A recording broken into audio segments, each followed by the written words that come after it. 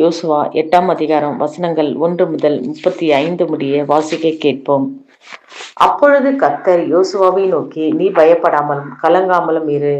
யுத்த ஜனங்கள் யாவையும் கூட்டிக் கொண்டு எழுந்து ஆயி பட்டணத்தின் மேல் போ.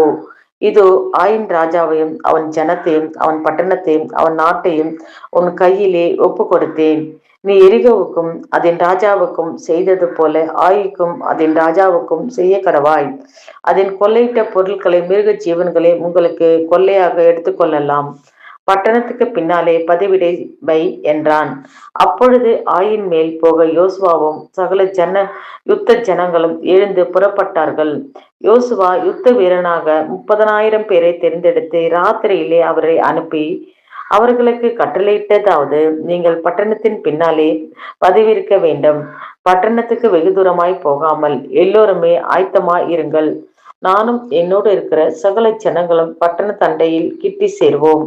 அவர்கள் முன்போல எங்களுக்கும் எதிராக புறப்பட்டு வரும்போது அவர்களுக்கு பின்னாக நாங்கள் ஓடிப்போம். அப்பொழுது அவர்கள் முன்போல நமக்கு முன்னக முறித்து ஓடி போகிறார்கள் என்று சொல்லி எங்களை துரத்த புறப்படுவார்கள்.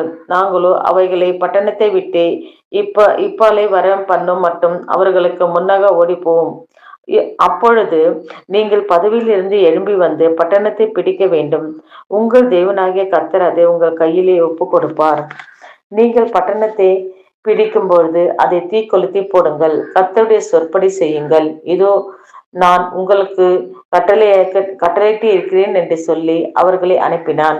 அவர்கள் போய் பெத்லெகேமுக்கும் ஆயிக்கும் நடுவே ஆயிக்கும் மேற்காக பதவி இருந்தார்கள். யோசுவா அன்று ராத்திரி ஜனங்களுக்குள்ளே தங்கினான். அதிகாலமே யோசுவா எழுந்திருந்து ஜனங்களை லக்கம் பார்த்து இஸ்ரவேலின் மூப்பரோடு கூட ஜனங்களுக்கு முன்னாலே நடந்து ஆயின் மேல் போனான்.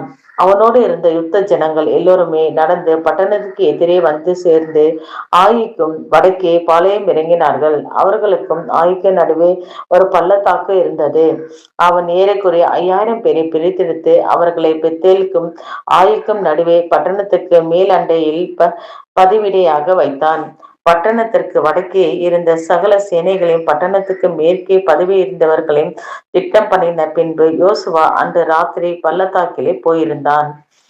ஆயின் ராஜா அதை கண்டபொழுது அவனும் பட்டணத்தில் மனுஷனாகிய அவனுடைய சகல ஜனங்களுக்கும் தீவிரித்து அதிகாலமே குறித்த வேளையில் இஸ்ரவேலுக்கு எதிரே யுத்தம் பண்ண சமானமான வேலைக்கு நேராக புறப்பட்டார்கள்.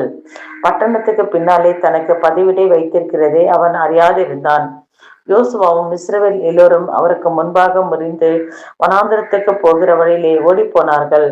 அப்பொழுது பட்டணத்துக்குள் இருந்த ஜனங்கள் எல்லோரும் அவர்களை துரத்தும்படி கூப்பிட்டு கொண்டு யோசுவாவை பின்தொடர்ந்து பட்டணத்தை விட்டு அப்புறப்பட்டார்கள். ஆயினும் பெத்தேயிலும் இஸ்ரவேலிலும் பின்தொடர்ந்து மனுஷன் இருந்ததில்லை.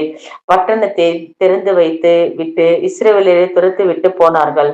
அப்பொழுது கர்த்தர் யோசுவாவை நோக்கி, உன் கையில் இருக்கிற ஈட்டியை ஆயிக்கு நேராக நீட்டு, அதை உன் கையிலே ஒப்பு கொடுப்பேன் என்றார். அப்படி யோசுவா தன் கையில் இருந்த ஈட்டியை பட்டணத்துக்கு நேராக நீட்டினான். அவன் தன் கையை நீட்டின உடனே பதவி இருந்தவர்கள் தீவிரமாக தாங்கள் இருந்த இடத்திலிருந்து எழும்பி ஓடி பட்டணத்துக்கு வந்து அதை பிடித்து தீவிரத்துடனே பட்டணத்தை தீக்குளுத்தினார்கள்.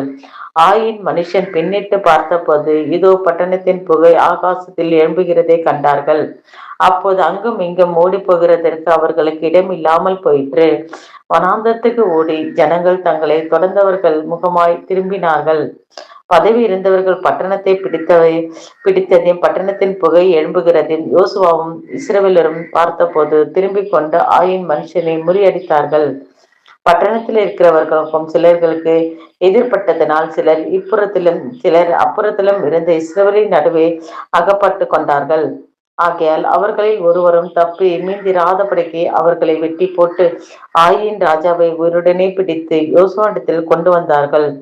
இஸ்ரவேல் வனாந்திர வெளியிலே தங்களை துரத்தின ஆயின் குடிகள் எல்லாம் வெட்டி தீர்ந்த போது அவர்கள் அனைவரும் நாசமாக்கும்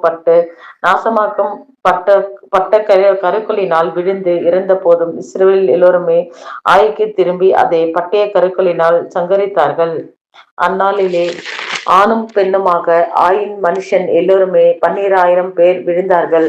ஆயின் குடிகள் எல்லாம் சங்கரித்து தீர மட்டும் யோசுவா ஈட்டியை நீட்டிக் கொண்டு இருந்தார். தன் கையை மடக்கவில்லை. கர்த்தர் யோசுவாவுக்கு கட்டளையிட்டிருந்த வார்த்தையின்படி மிருக ஜீவனையும் அந்த பட்டணத்தின் கொள்ளையையும் மாத்திரம் இஸ்ரவேல் எடுத்துக்கொண்டார்கள்.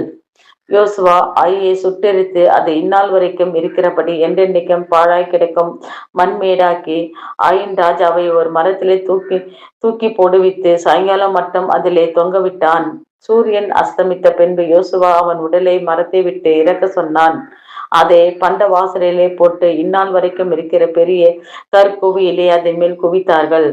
அப்பொழுது யோசுவா கர்த்தரின் தாசனாகிய மோசே இஸ்ரவேல் புத்திரருக்கு கட்டளையிட்டபடியும் மோசே நியாயப்பிரமாண புஸ்தகத்தில் எழுதியிருக்கிறபடியும் ஏபால் பாவத்தில் இருக்கிற இஸ்ரவேலின் தேவனாகிய கர்த்தருக்கு இருப்பது ஆயுதம் படாத முழு கற்களால் ஒரு பலிப்பிடத்தை கட்டினான். அதன் மேல் கர்த்தருக்கு சர்வாங்க தகன பலியை செலுத்தி சமாதான பலியையும் இட்டார்கள்.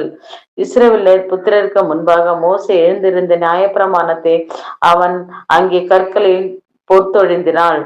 இஸ்ரவேல் ஜனங்களை ஆசிர்வதிக்கும்படி கர்த்தரின் தாசனாகிய மோசே முதலில் கட்டளைக்கு இருந்தபடியே இஸ்ரவேல் எல்லோருமே அவர்களுடைய மூப்பரும் அதிபதிகளும் நியாயாதிபதிகளும் அந்நியர்களும் இஸ்ரவேலில் பிறந்தவர்களும் கர்த்தருடைய உடன்படிக்கை பெட்டியை சுமக்கிற லேவியரான ஆசாரியருக்கும் முன்பாக வெட்டிக்கும் இருபுறத்திலும்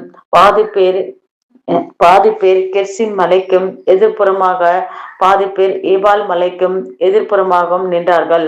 அதற்கு பின்பு அவன் நியாயப்பிரமாண புஸ்தகத்தில் எழுதியிருக்கிறபடியா நியாயப்பிரமாணத்தை சொல்லி ஆசீர்வாதமும் சாபமும் சகல வார்த்தைகளையும் வாசித்தான்.